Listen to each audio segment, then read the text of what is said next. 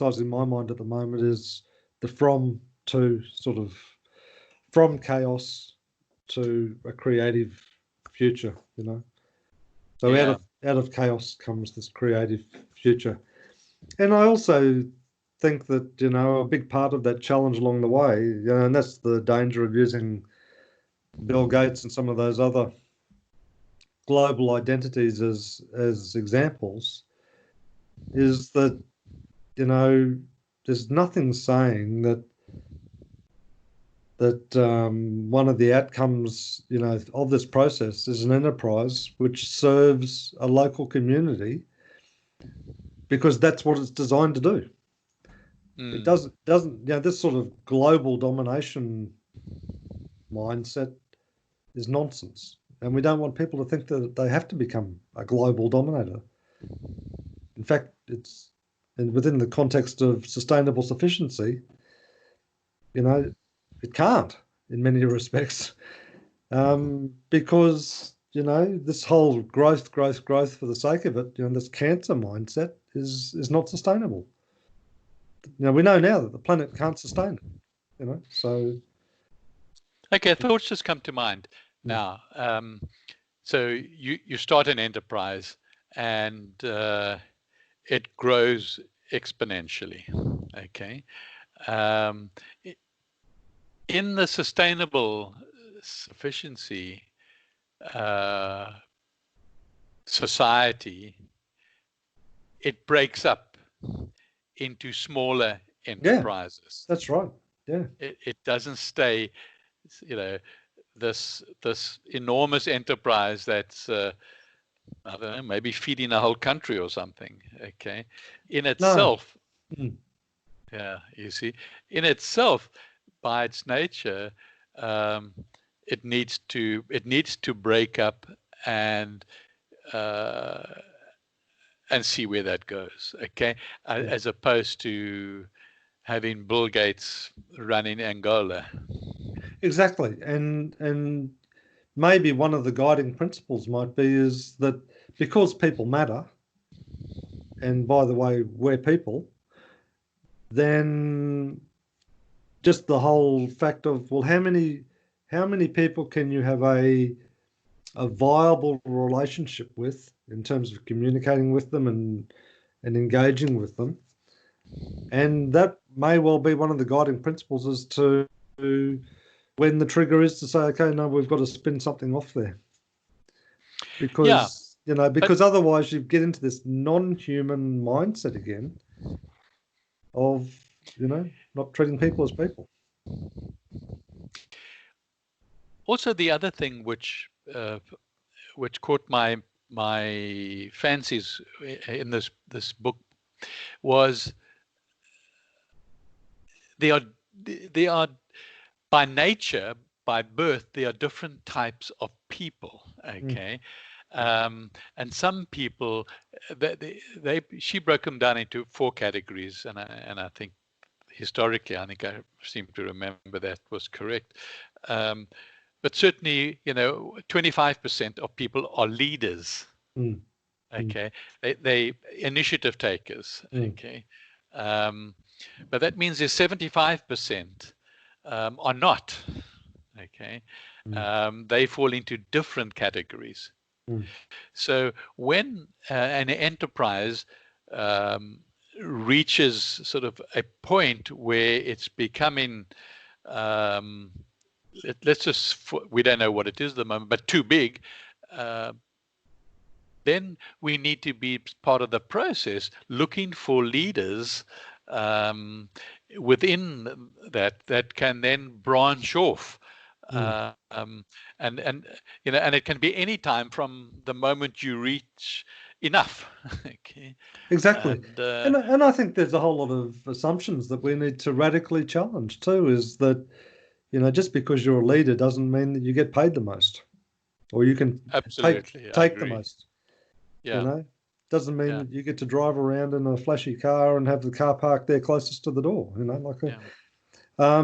because it may well be, and this is one of the things that maybe that Corona is highlighting, is that, the importance of the cleaner or the healthcare worker or whatever, and the value that they are delivering to their community. Mm. And if we get away from this sort of employee mindset, or even worse, the subcontractor mindset, if we're going to recognize and reward people based on the value that they bring, then that'll tip that traditional model on its head real fast. I agree, and I think we need to be thinking about as names that then make sense in the light of our philosophy. Yeah.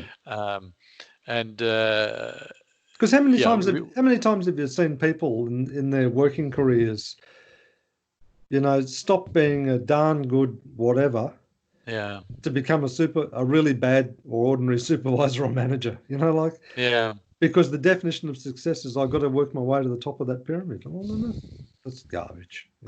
Really is yeah, garbage. yeah, yeah, yeah. So it becomes a very flat hierarchy. It does. It does. It becomes very flat, and it's based on the value that you're delivering. And it also then frees people up to say, I'm not sure it's based on the value of what you're delivering. What do you mean by that?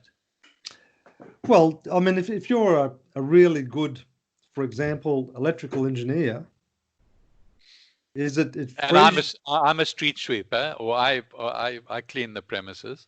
Yeah, and in fact, in many respects, it doesn't matter what you actually do, but it enables you to excel at whatever you choose to do. Mm, It okay. doesn't just put you in a box and says, okay, you're a shop assistant, or you're a clerk, or you're a motor mechanic, or whatever. It enables you to excel at what you do because it recognizes you as a complete person and fosters an environment where you can develop your knowledge and skills and abilities as to what you bring to the enterprise, rather than shoving people into boxes and being a cog in a machine, Or comparing them, you see. Yeah. A value of a cleaner when the coronavirus is around, suddenly increases Yeah. exponentially. Yeah. Okay. But when there's nothing around, then it still must be as valuable as that engineer. Exactly. Exactly. Mm. Or some CEO of an organization is drawing down $6 million a year Mm.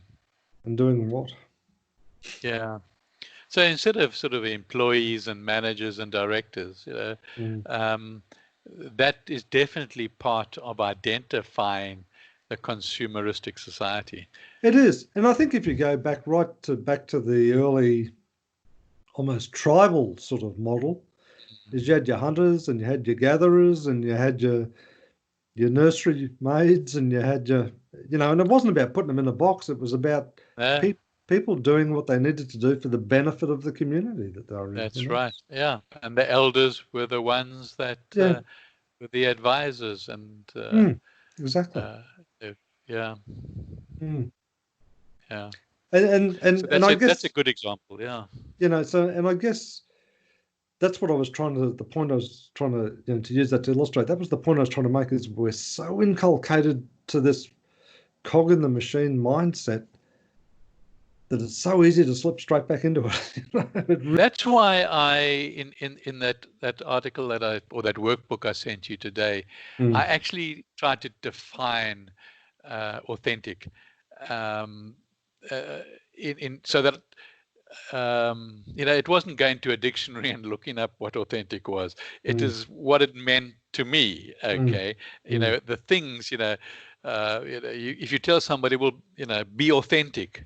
What the hell do you mean? Okay, and so and I think that's you can't get to sufficiency No, without authenticity. exactly. Okay, Yeah. you can't. So it's an Yeah. important part.